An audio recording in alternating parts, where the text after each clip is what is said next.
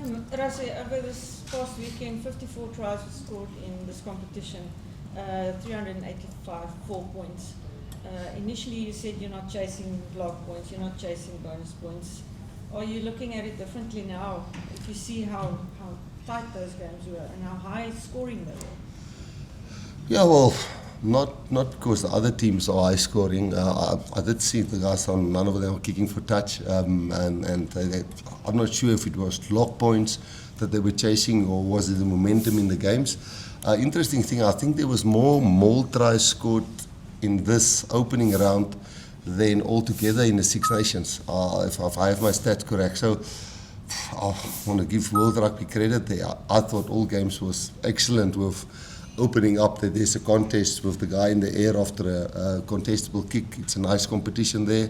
I think what people thought it's going to just be all mauling, but because you can't drag in a maul anymore, you have to put more numbers into a maul, and then the guys who stop the maul now have to get out and defend after that. So there's definitely more mauling, but then after the mauling there's more tries because guys are tired of stopping mauls. You can't just put 4 guys in and drag a maul to the side.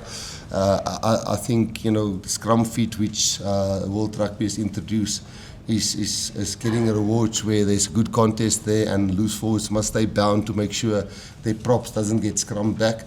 So I think the product World Rugby is putting out by the law changes that, or the law adjustments or interpretations that they put out there, I think that played a big role. I think it was beautiful rugby in most of the games this weekend.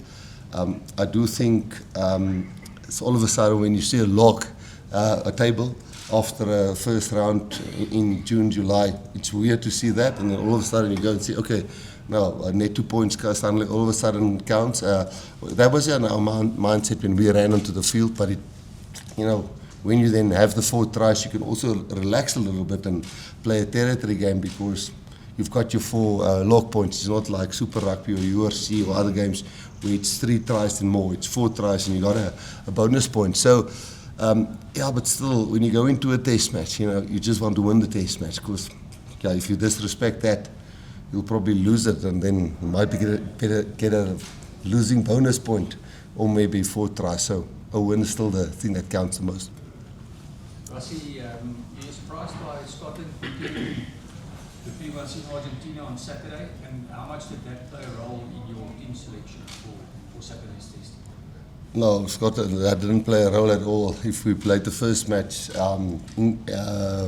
Italy, and the second match, England, this team was not picked for specific reasons surrounding Scotland. It was for us to make sure that when we go into the World Cup next year, we know who can do what, when, and how, and under pressure and not under pressure. So some combinations were more picked with that in mind.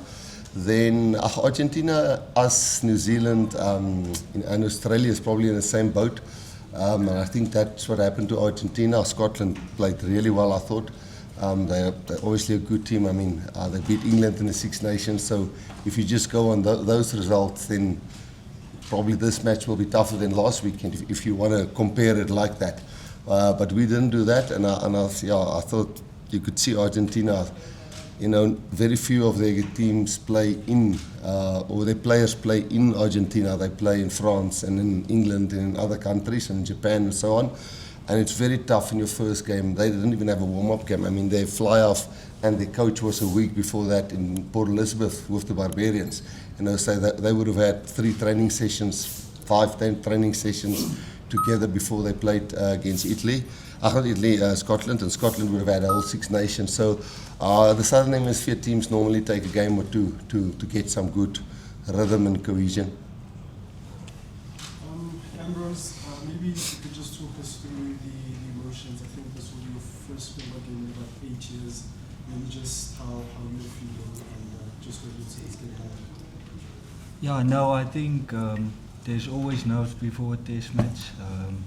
But yeah, I'm super excited for the opportunity, and yeah, we're just looking forward to the game. Ken and Cobus? Rassie, just from your point of view, the man sitting next to you has kind of been in the wilderness for a while. What's changed? What have you seen that's got him back into the fold? Well, firstly, I thought he played really well this season. My first year of coaching was 2018-19. I think I've already got 8 caps now, I think. And I think most of that were at that stage. But then obviously, now I can say the word obviously. Guys like Faf, Kobus, Jaden, a few of the guys, it was really well established guys that played for us there. Even a guy like Herschel, was part of 2 World Cups, if I'm correct. So there were really a bunch of good nines playing really well, and sometimes it's not because one player is not playing well enough or not Springbok class. It is just because there's some other guys who's also playing really well. But I think none of us can look past the fact of how well he played this year. And then obviously there's a lot of some injuries, and there's some guys who lost form. And he gathered form, if I can call it that way. So yeah, I'm very happy for him personally, and obviously for us as the Springboks, it's nice to have him on board, and he gets his opportunity at home with Andre, where he's played a lot of rugby with. So hopefully that also helps him to, although he's got I think 8 or 9 caps, I'm not 100% sure. It's with somebody that is used to at the field, which you are familiar with.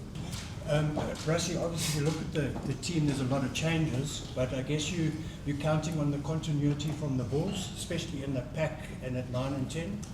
Yeah, 9 and 10, as I said, I think Andre can play with most 9s, and I think Embrose can play with most 10s.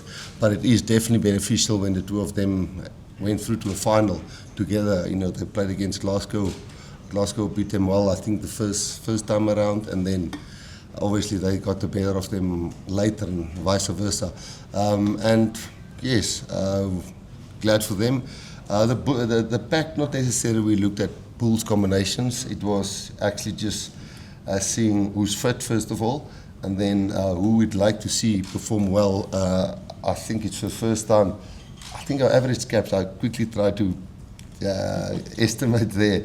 I think it must be like 25 caps. Our average for our caps, which is not a lot. There's 11, 12 guys that got less than 10 caps in it. So I think we will definitely go into this match with a much less experienced team compared to Scotland. So this will be a nice test for a lot of these guys to see when we get to the important part in the next year or two, who of these guys are.